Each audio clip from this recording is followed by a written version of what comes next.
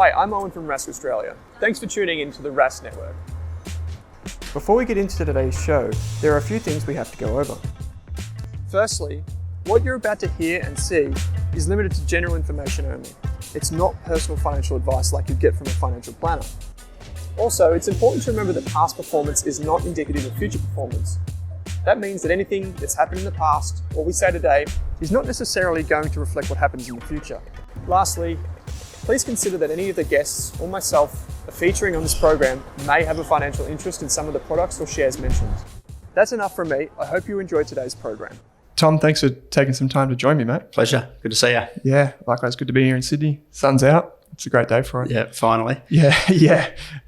Went from flooding to 33 in Melbourne. So yeah, it's happening. Summer is upon us, mate.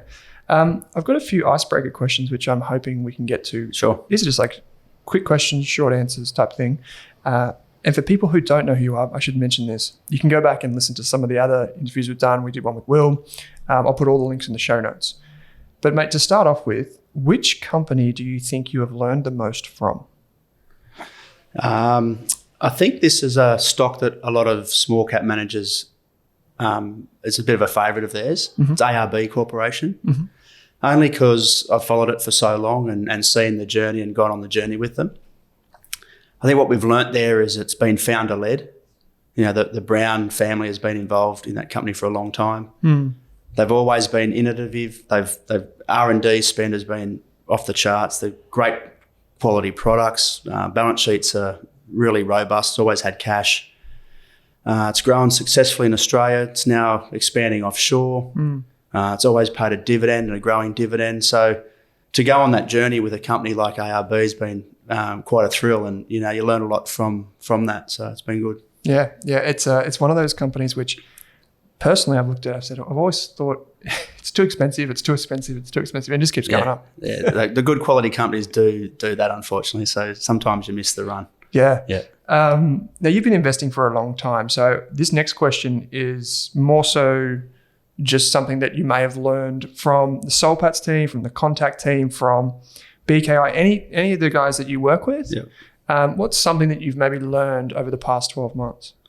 Yeah, it's a good question because it's been an interesting 12 months, and I think what we've seen a lot of peers they've been caught as probably deep value managers or value managers get caught up in a bit of momentum and late cycle bull market trend and performance, if you like. I think what I'm really proud of the team at Contact and the team at Souls is we've stuck to our knitting. You know, we've looked long term, we've looked through the cycle. The team at Souls haven't bought an investment to the Souls board that doesn't fit within our traditional wheelhouse. They've been very disciplined there. Great custodians of people's wealth, which is great.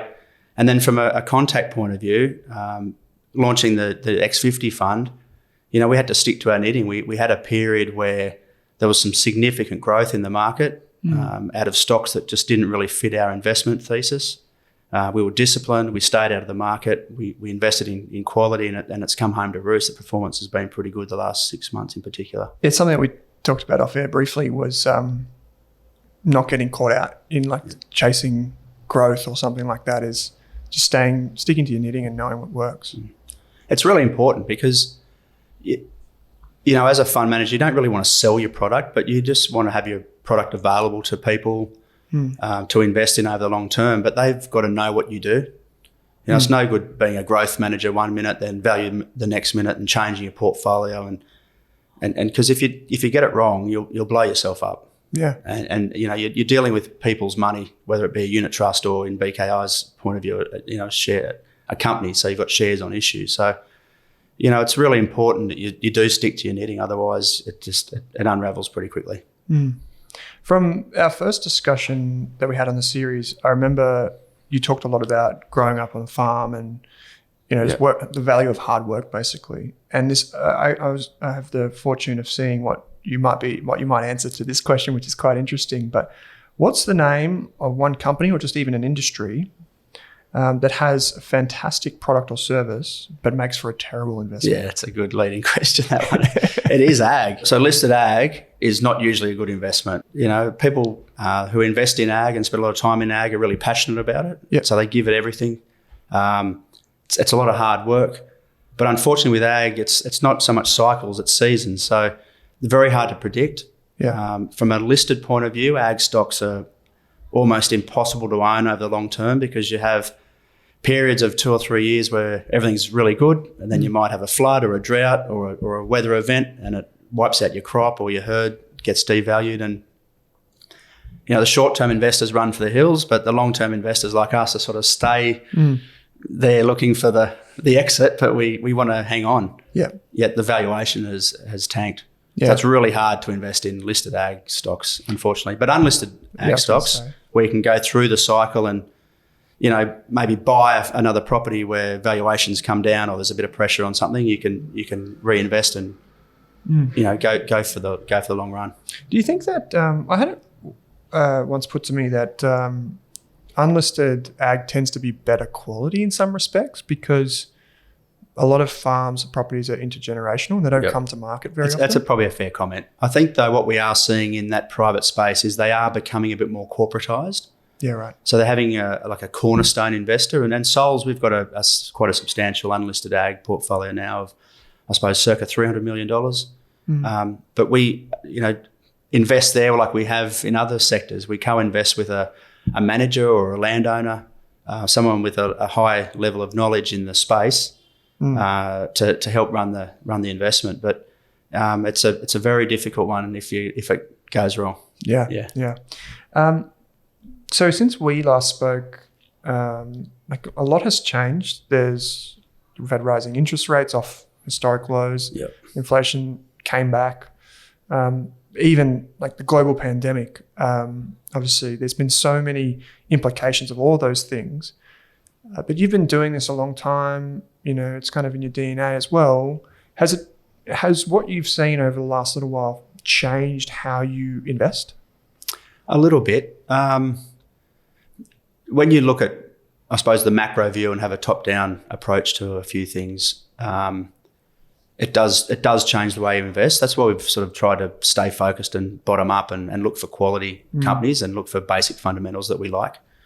But when you have such, I suppose, differing, parts of the market in such a short period of time, there's headwinds and tailwinds and inflation and, cash rates and unemployment and house prices, and there's a lot of noise going on. Yeah.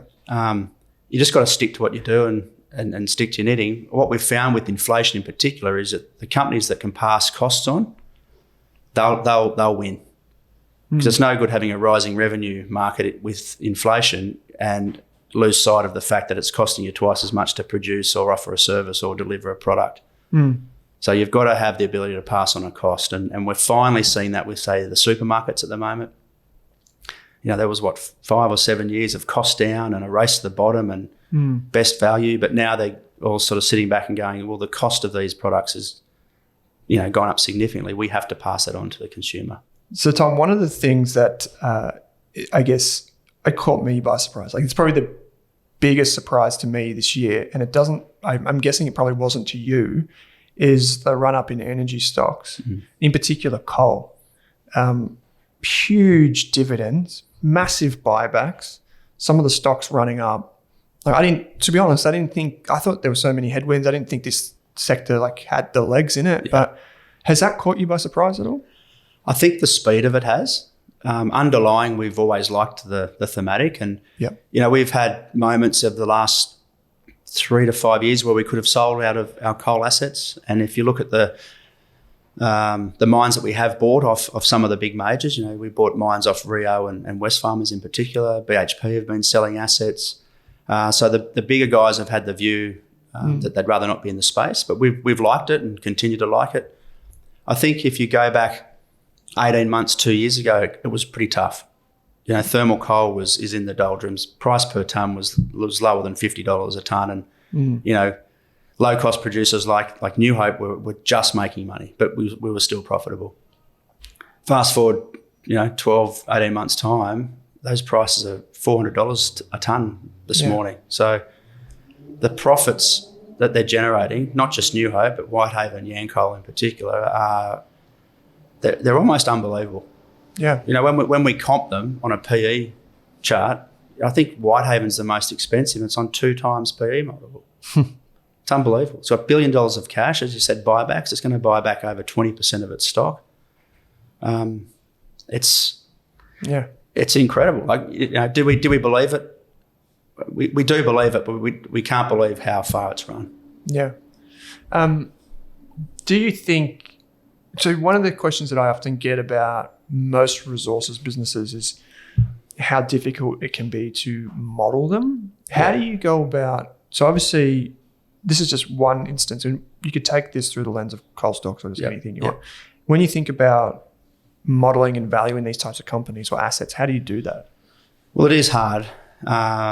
You know, they've got an infinite life, right? Obviously, the mine life is 10, 15, 20 years, whatever it might be. Might be shorter for some mines that are a bit older. But, you know, you do have to put a commodity input in. You have to put a currency input in. So there are some inputs you have to put in, which, to be fair, and if I'm, you know, shedding light on it, a lot of it's made up because, you know, thermal coal's not going to be $400 forever. It might get to 500. It might drop to 200. It might go back to long-term average of 80. Yeah. So what you put in year 3, year 4, year 5 in your model can make a huge difference in the valuation that you get, obviously. But it's a matter of updating, and they all produce quarterly reports. So it's just a matter of updating quarterly for the current year, and then, you know, forecasting a year in advance. But fundamentally, you then look at balance sheet, cash flow, dividend policy, quality of the management, quality of the coal, and then you overlay it with the supply-demand dynamic and energy themes, I suppose, which is driving the prices at the moment. Which is what I was going to go to, which is, do you think that, like in your opinion, when you look at the demand for energy around the world, do you see, like, are you more, I guess, bullish with the outlook, or in particular for coal? Personally, I am. Yeah. We've only just started Northern Hemisphere winter, and the price this morning was $400 a tonne. Yeah. So it's anyone's guess what it could be in February, March next year. Yeah. It might stabilise, which is great, but it might even grow from here. Yeah. Right. I think if the broader energy mix isn't solved and solved quickly, this theme could go for 5 or 10 years. Yeah. Right. Yeah. You can't just produce a wind farm or a solar farm and the infrastructure and the transmission lines and everything that goes with it in 12 months. This is 5 or 10 year worth of projects and work in front of people. Do you, with the you could say European situation and like the instability in energy markets there, is that something that you're mindful of with that outlook? Like, I guess to the downside, potentially for prices? Yeah, absolutely. Yeah. And I think bigger picture, we have to take examples of what's happening in Europe in Australia to make sure that we don't run into the same situations. Yeah. As in like energy vulnerability. Yeah. Or have forward sold it all to the export market and we don't leave anything here for ourselves. Yeah. Because too many times you hear of stories of we're exporting iron ore and we import steel. Yeah. Or, you know, we produce wool and we buy a woolen jumper made in China or something like that. You know, we've got to stop doing that and try and be a bit more self-sufficient. Competing on a cost front from a manufacturing point of view is one thing, but hopefully with technology and robotics and that sort of thing, we can start to compete and start to bring a bit of industry back to Australia, which will be fantastic. Yeah. Is there anything else, while we talk about this, is there anything else that you see so in similar dynamics from a resources perspective, or is it energy in particular that is really interesting? Well, energy is one thing, but the whole, I suppose, decarbonisation is another thing. So, you know, energy then leads to, you know, solving the problem for electric vehicles and charging phones and laptops and all the rest of it. And there's a lot of minerals and metals that go into that infrastructure as well. So whilst we talk of energy at the moment, which is basically power, you've got a whole swag of metals and minerals that will come in effect as these EVs and batteries start to roll out, which again, it could be 5 or 10 years away yet before we see some sort of saturation in those markets. So it's a long-term theme and story in my view. Do you have, I should know this, sorry, off the top of my head, but do you have exposure to lithium and those types of resources as well? Yeah, we do. We have a couple of small lithium names in the X50 fund, IGO and AKE. Oh, yeah. And we've done a lot of work on those internally because if you remember those matrix I was talking to about with thermal coal, the inputs and the commodity price and production and I suppose the sourcing of that material, it's a relatively new metal. So we've done a lot of work on trying to feel comfortable with that because, as I said before, we don't want to be investing in companies that have got growth and no profits and could be here one day and not the next, right? So we've done a lot of work on that. We've probably missed a fair bit of the run on those two stocks, but we bought into them probably 6 months ago. Yep. We've done very well. They're very profitable. We've got a bit more of an understanding on the process and the costing and a few things and I suppose the end demand of those commodities. So we feel a bit more comfortable investing in now. We might be a bit late to the party, but if it all works, those stocks will be very successful for 5 or 10 years time plus. This is an interesting one in terms of, like you said, we outsource, we export the product, but a lot of the times we're importing the technology, and that's actually quite stark, that relationship between us being a resource for this type of thing, and what we get back. It's almost a shame we can't do more of it here in Australia. I don't know if you share that. Totally agree. Yeah, totally agree. And without sounding like a couple of politicians chat over a beer, something's got to be done about it at some point. But slowly. Yeah. I've got, I guess, a question that's come through from Twitter. And this is from Alec, who asked the question of, with the lack of funding in the coal sector, is New Hope in particular going to leave more cash on the balance sheet to try and buy up other assets? The management team at New Hope and the board will look at most things. Yeah. If they make sense to profitability and to shareholders' funds. I think the beauty with the market at the moment for thermal coal producing companies is that the amount of cash around makes a lot of these businesses self-funding. So I don't think you'll see those distressed asset sales like you probably would in a normal cycle. Yeah. Yeah, well, there's super profits, right? So, yeah.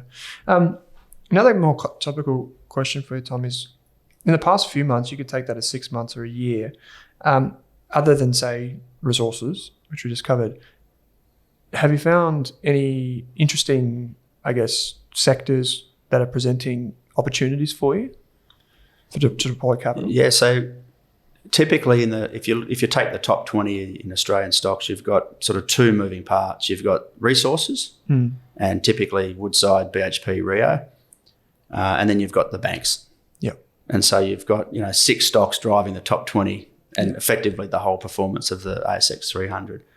So whilst you've seen a huge rise in the resource stocks, the banks with pressure on NIMs and expenses and all the rest of it have come under a bit of fire.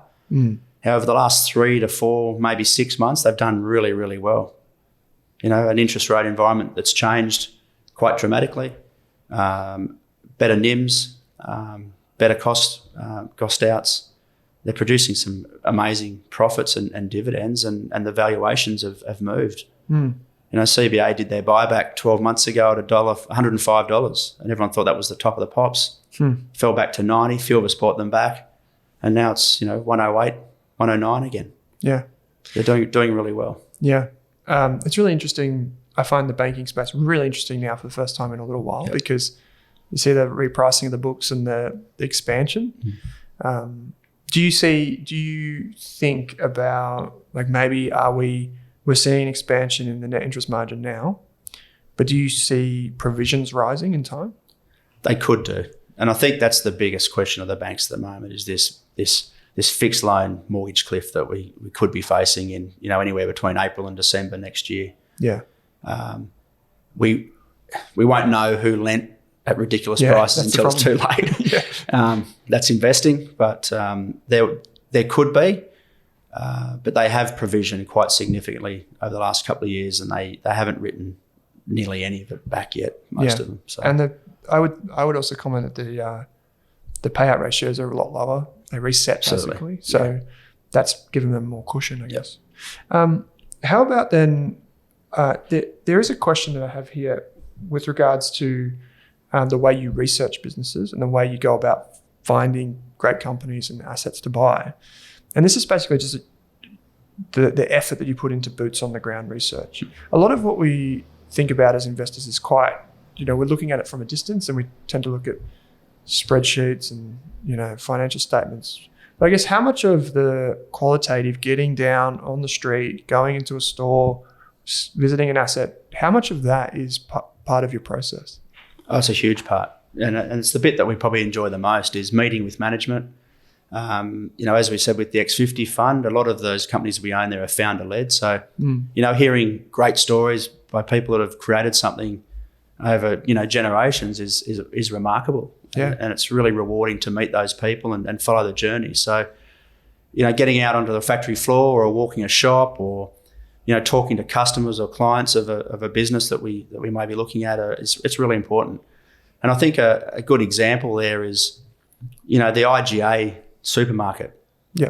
During COVID, people were forced to buy locally as opposed to having the flexibility or ability to go to a Coles versus a Woolworths. And a lot of people walked into an IGA and didn't realise that they had this huge refresh and refurb program running for the last couple of years. And they were shocked. It's all clean, it's all nicely lit, the produce is good, they've got all the goods and dry goods and fruit and veg that you want, and people will return to those shops knowing that. But unless someone actually went into it and saw it, you wouldn't know. Because at the time of recording, that's a position in the X50 fund, right? Yeah. Do they still own Mitre 10, the business? They do, yeah. yes. Yeah. And Total Tools is the other business Tools. they Yeah, that's bought right. recently. Yeah. Do you see that? I feel like the Mitre 10 asset has always been very interesting under the surface because, maybe to your point, the IGA Foodworks kind of Metcash brand kind of left people wanting a little bit. Yeah. And then the Mitre 10 brand entered the fray and it was a bit more interesting. Everyone's like, well, this is the little brother of Bunnings, quite interesting. From a company point of view, they've got the Mitre 10 trade stores, which are big box, and they do compete head on with Bunnings. But then you've got the smaller independent Mitre 10s, and again, it's like the IGA, it's convenience. Yeah. So you're happy to pay a little bit more for a few things, but it's there. The people serving you have got probably real life experience in hardware, so that's good, that's positive. And as far as founder-led goes, families own these shops. Yeah. Now they're competing with your Coles and Woolies or your Bunnings. So it might not be founder-led at the board or senior management level so much, but a family owns a business that goes head on with some of Australia's best and most successful businesses. Another business that you own is Harvey Norman. Yeah. Which is quite an interesting one because if we talk about, the ups and downs of the economy, I guess retail in general being quite competitive. How do you think about Harvey Norman's positioning? And I guess the question is how did that end up in the portfolio? Good question. We've liked Harvey Norman for many years. We've held it at BKI for a long time. Again, founder-led, balance sheet's good, growing globally, which is attractive. A lot of the stuff they sell, especially electronics, are almost like a need now. Not a want. So they've done very well, especially over the pandemic, but they're doing well now. They're growing significantly through Asia. But the founders there, they're some of the best retailers Australia's ever seen. So we're co-investing with Jerry and Katie effectively. And they've done a remarkable job. I think that the underlying thing that we do like, though, with Harvey Norman is the property book. Yeah. The whole business is effectively underpinned by a property book. Do you think, so there have been questions in the past about the property mixing with the retail, and I could be wrong here off the top of my head, but I guess asset valuations and unlocking value for shareholders, has that ever crossed your mind? Yeah, it's a difficult one, and I think they struggle with it as well internally. But I think if you look at the whole urban renewal thematic in most major cities around the world, but especially in Australia where they've got a lot of sites, you look at an existing Harvey Norman footprint, and it's very hard to revalue that into anything else but retail at the moment. But if you look at urban renewal and you look at a higher or better use for that site, and it's not just a retail 2-story building, but it becomes a 15, 20-story residential mixed-use facility, that's when you get a huge pop in the valuation. And it's hard to revalue that unless I think you actually pull the trigger and start the commencement of that project. That reminds me of when I spoke to Lindsay from Brickworks. It said the same thing.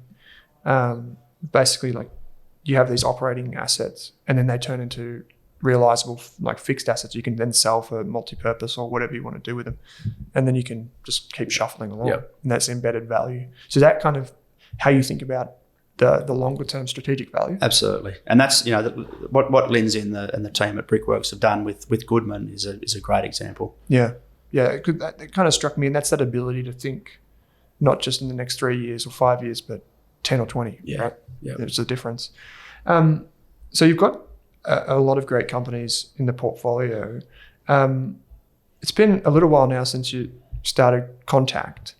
I guess, have there been any lessons learned in that respect? A question I get a lot. We have a lot of aspiring, analysts and financial professionals that listen to this show, Tom, and a lot of them think if you get someone like Tom on the show, ask him, did setting up the business, is there anything that you would do differently or change? We thought about that when we started, obviously, to try and think of absolutely everything you can to cover all the bases, and it never works. Yeah. Things change, things move. Over the time, we've done some great stuff in property. We had Herb Investments. Unfortunately, it was only listed for 2 years before it got taken out. We've started the X50 fund. So I think the one message to a small business owner would be to go with the flow a little bit. Your business model that you write at the start is not what you're going to end up in 5 or 10 years' time looking like. Yeah. Things always change. Things happen. Opportunities come. Hiccups arrive. No one saw COVID coming, for example. So you've just got to be a bit flexible. And, when you look back in 10 years' time, you could honestly say you've done a lot, but it's changed from the investment thesis that you thought was going to just roll out automatically from day one. That's true of any investment, going your own business. But patience on that. Patience is really important. Always think long term. Yeah. Just, be a sensible person, be good to your staff. And, as I said at the start, just do what you say you're going to do. Yeah. If you're running a fund and it's a value fund or a quality fund, just stick to it. I remember when we first spoke, I think it was the very first time that we spoke. I think I made a remark about some, like, building the Contact brand in Australia. And you're like, don't worry, mate, like, we're here for the long haul. We'll still be here. And it just struck me as very, like, that's not something I hear every day. Yeah. I just don't. And and you've got the background to back it up, right? So that ability to think long term. Would you, like, if you look across BKI, Sols, Contact, like, is there a structure you think that works best for certain types of investments? Yeah, obviously it needs to change depending on what investment it is. But my dad always says people, and I think he's right. Every time you run into a problem with a business, you've appointed the wrong person, or you've overloaded someone and they can't handle the business, or you haven't spent enough money and got the right person. Yeah. Or, some people do the wrong thing. It just happens. Yeah. But it's always people. So you always look for the best quality people. You always look after the good quality people when you find them, and you just try and encourage them to be around for as long as they can. And by doing that, you pay them well, you look after them. Family's a big issue when you're employing people. Make sure you look after them and their family, so they want to come to work, they feel comfortable, being at work and away from their family. So it's just I suppose a sensible way of looking at something. So. And then the rest just kind of takes care of itself. Yeah, it does. And it's amazing how quickly things go. BKI will be 20 years next year, and it feels like 5. Yeah. Sols was listed in 1903. It's 120 years ago. So things happen quite quickly. I think when people sit down and think, oh, I'll do this for 10 years, it scares a lot of people, but it goes pretty fast. Yeah. Do you do, I know you do like the fact sheets and the write-ups. Do you guys do like webinars or anything like that at Contact? Like, I'm just thinking, how can people follow along with the Contact story and get more of what you and the team are doing? Yeah, not so much webinars, but we do a monthly insight piece and a quarterly piece. Yeah. And we try and, make sure they're very relevant. Yeah. As much as we can, because there's a lot of stuff out there that's webs in particular instance. So when you write a monthly piece, it's got to be spot on. Yeah, it doesn't take long to age. Yeah, but I think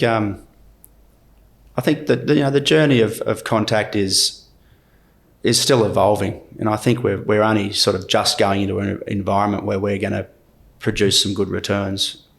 It's a stock pickers market again. Yeah, the fund's nearly 3 years old. We spent the first 18 months in a market where, kids at 15 were making $5,000 a year.